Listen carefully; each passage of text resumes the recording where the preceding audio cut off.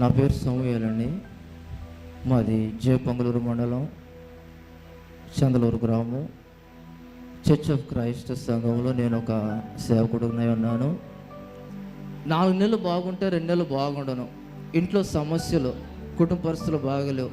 ఆ శాతపడి శక్తి చేత నేను ఓడిపోతూ గెలవలేక ఎంత కష్టపడుతున్నానో, ఎంత ప్రార్థన చేసుకున్నా కూడా దాన్ని జయించేటువంటి శక్తి నాకు లేకపోతే నేను దేవాలయాలకు కూడా వెళ్ళా, మంత్రాలు తంత్రాలు కూడా కట్టించుకున్నా. ఈ బాధ భరించలేక చివరికి చేతులు ఎత్తేసి ఇవేవి కావు, దేవుడి సేవలో ఉంటా, నా కుటుంబాన్ని, సంఘం ఇదే నాకు కావాలని చెప్పేసి నేను బలంగా నిలబడ్డా. నేను గుంటూరుకి వెళ్ళిపోయా. తర్వాత అక్కడికి వచ్చిన తర్వాత నేను పడిపోయాను. దైవజనులు నన్ను తాకారు, స్వస్థపరిచాడు, బాగుపడ్డాను. ఇప్పుడు బాగున్నారు.